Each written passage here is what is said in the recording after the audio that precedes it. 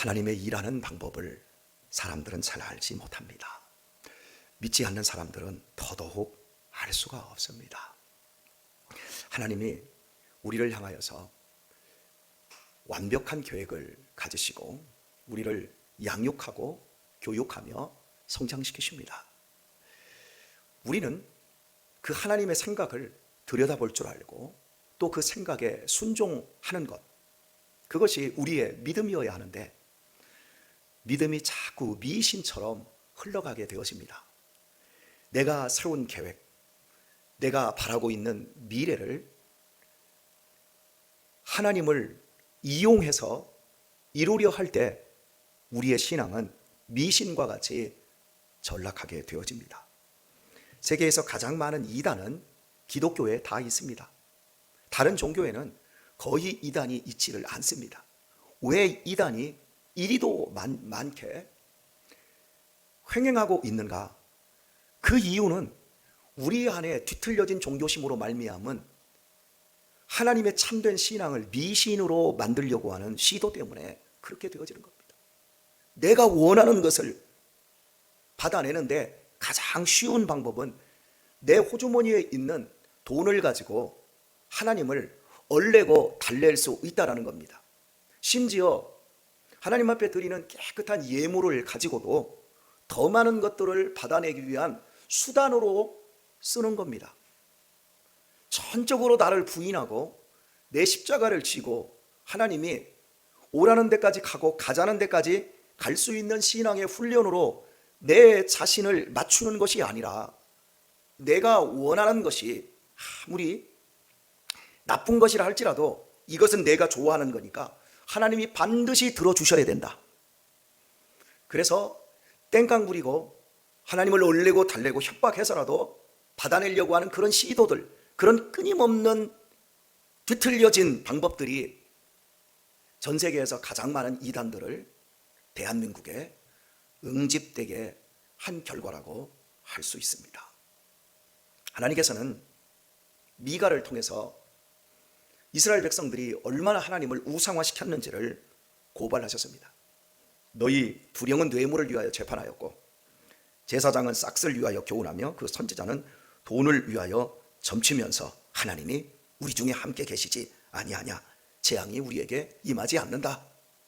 언제나 자기들의 평강만을 외치고 있었습니다. 이때 미가는 해산하는 여인처럼, 해산을 앞둔 여인이 산고가 시작되어서 고통 중에 부르짖는 그 모습을 보이면서 하나님이 우리를 들판으로 쫓아낼 것이고 저 바벨론으로 끌고 갈 것이다.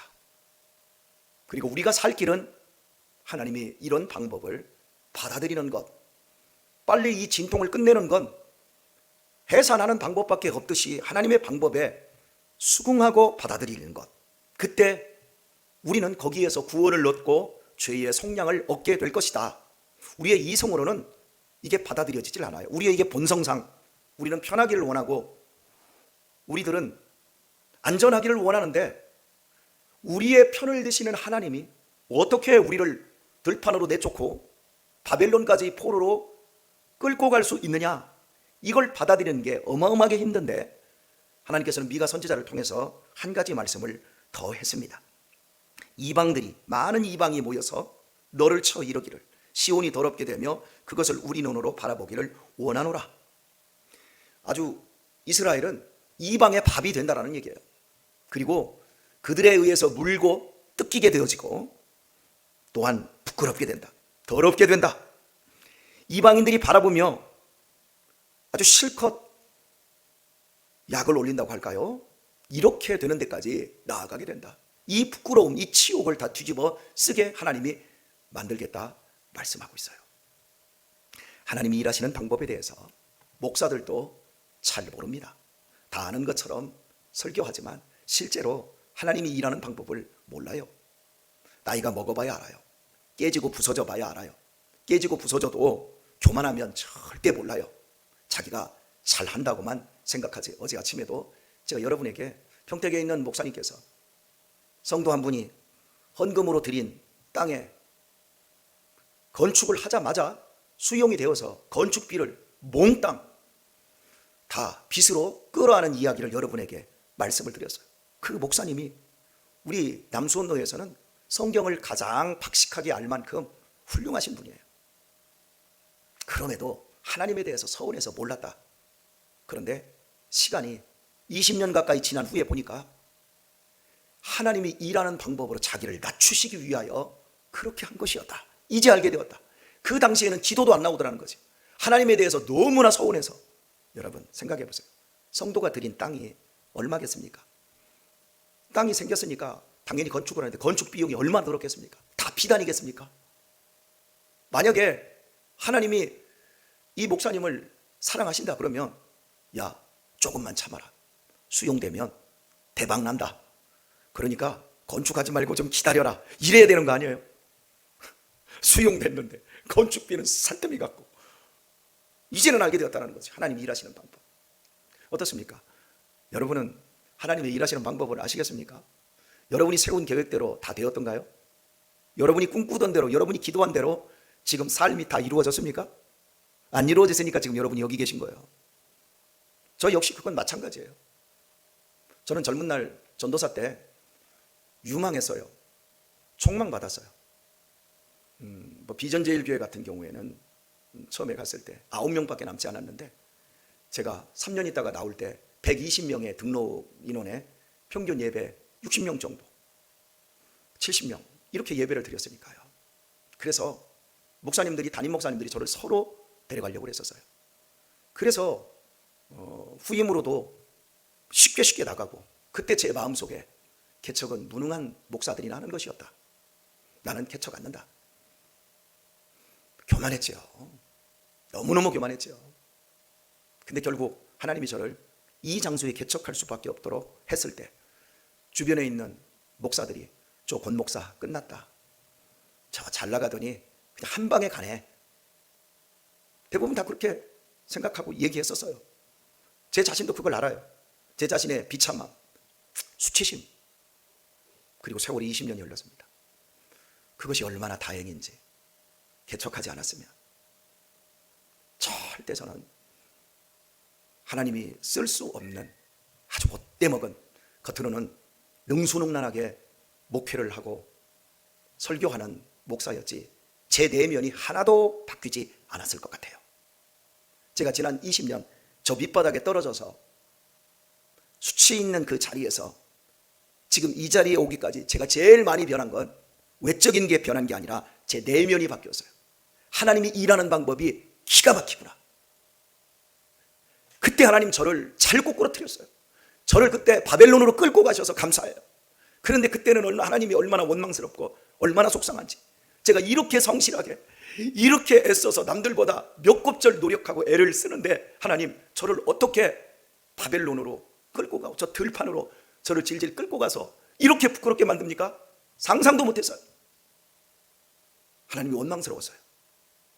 그런데 지나온 세월 하나님이 저의 중심을 빚어내면서 하나님의 보호와 하나님의 사랑이 이런 것이었구나, 이걸 제가 알게 되어지면서 저 역시 하나님이 일하는 방법, 저는 여러분들에게 이렇게 말씀드리고 싶어요. 여러분들도 바벨론을 경험하셨을 거예요.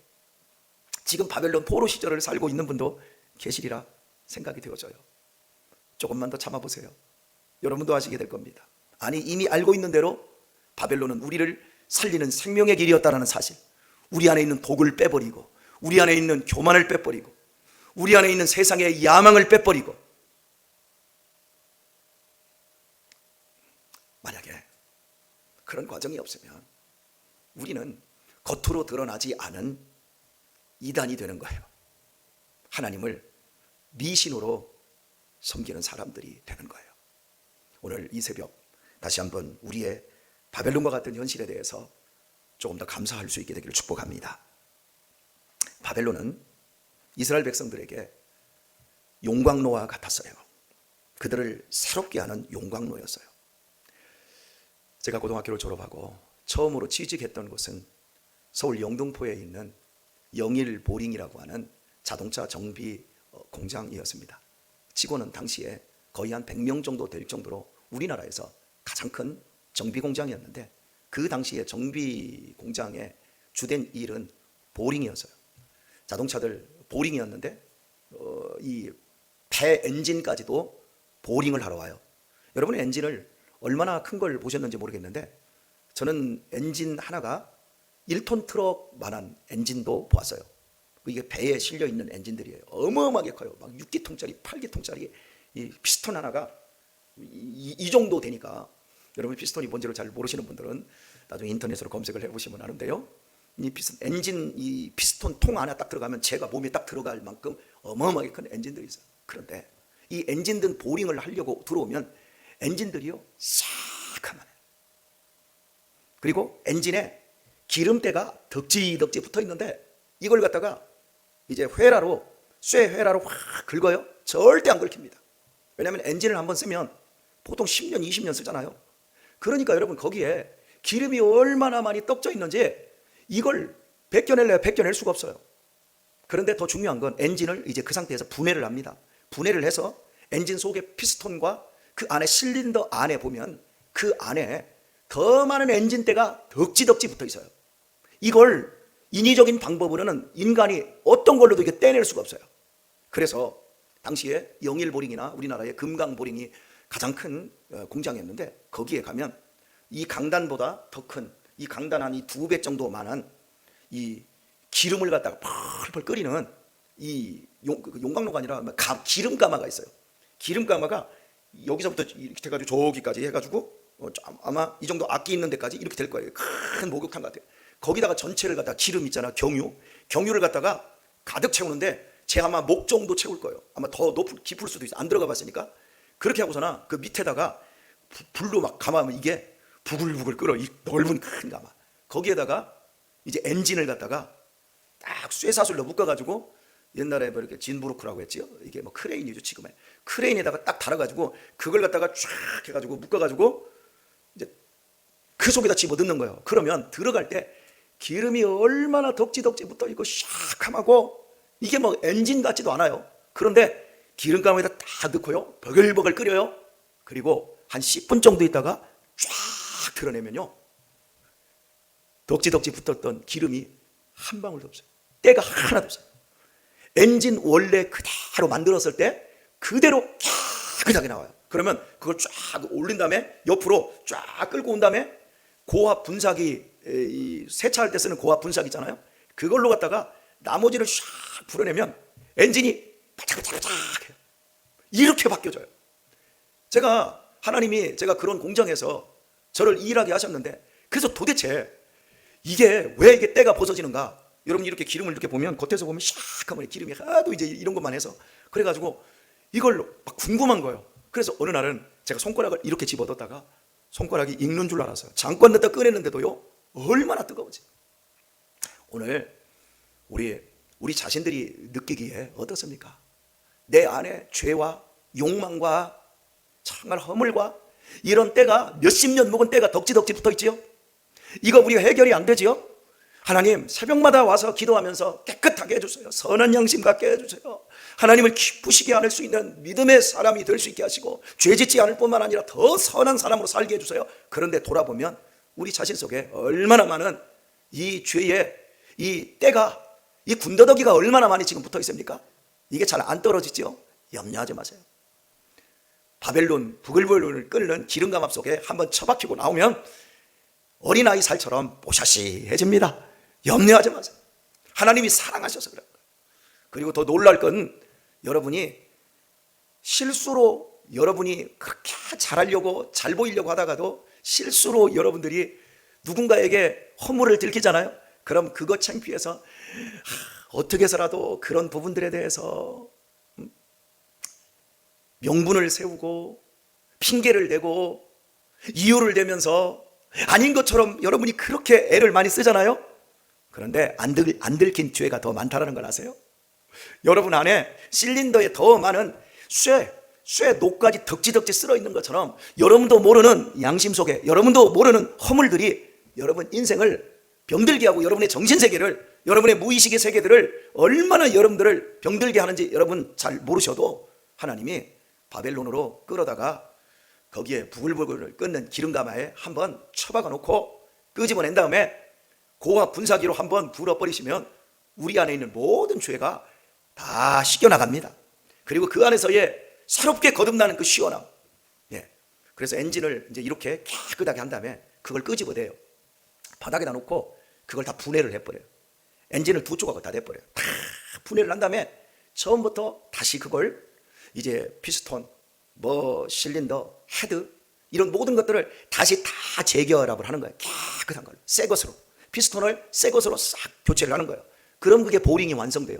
그리고 이제 그걸 갖다가 차에다가 다시 얹으면 엔진이 새 차가 되어서 자동차를 다시금 이끌고 가게 되어지는 거예요. 하나님은 유다 백성들, 이 더럽고 이 추악한 백성들, 하나님을 우상화시켜 놓고 하나님을 미신으로 만들어 놓고 자기들의 욕망을 채우려다가 온갖 죄의 누더기를 쓰고 주변의 사람들에게, 주변의 나라들에게 공격받으면서 처참해졌지만 결국 하나님은 바벨론이라는 이 방법을 통해서 그들을 새롭게 하시고 다시금 그들을 복되게 하시는 그 은혜를 허락하고 계시다는 겁니다. 오늘의 말씀을 맺도록 하겠습니다. 사랑하는 교회 여러분, 그동안 바벨론이라는 기름가마를 통과하셨지요? 염려하지 마세요. 앞으로도 몇 대 있습니다. 몇 번은 더 처박히실 겁니다. 네. 지금 여러분이 내 안에서 정말 해결되지 않는 내 안에 죄의 못된 기질 성품들 있지요? 좀만 기다리세요. 하나님은 온갖 바벨론뿐만 아니라 곧바로 페르시아라는 기름가마를 준비해 놓으시고, 페르시아로도 안 되니까 나중에 알렉산더라는 헬라 제국이라는 기름가마를 또 준비하셨다가 요것으로도 안 되니까 하나님은 나중에 로마라고 하는 불도가니를 준비하셔서 결국 이스라엘을 온전케 만들어내시는데, 이것도 안 되니까 나중에 이 땅에 예수님을 보내주시고 성령의 불가마 속으로 집어넣으셔서 사람들을 다 새롭게 만들어내셨어요. 제가 변하였습니다. 제 속이 다 바뀌었습니다. 여러분 중심이 지금 다 바뀐 걸 여러분이 느끼고 계실 거예요. 그렇듯이 아직 바뀌지 않은 사람들도 바벨론의 풀가마, 페르시아, 헬라 제국, 로마, 성령의 불가마 속으로 반드시 들어가는 날이 오게 될 것입니다. 그날 바라보면서 하나님 반항하지 않고 그때까지 잘 견뎌서 하나님이 쓰시고 하나님이 복 주시는 그런 믿음의 사람으로 하나님 마음껏 사용해 주세요. 여러분, 이런 비전과 이런 소망과 이런 기대, 그래서 더 이상 우리의 믿음이 미신으로 흘러가지도 않고 꼭 이단으로 흘러가지 않고 하나님을 더욱더 사랑하고 하나님이 일하시는 방법을 알아서 날마다 기뻐하고 범사에 감사하고 오늘도 기도하며 아름답게 빚어가시고 이 하루도 멋지게 승리할 수 있는 그런 한 날로 꼭 우리의 삶을 복되게 사용하실 수 있기를 우리 주 예수님의 이름으로 축원합니다.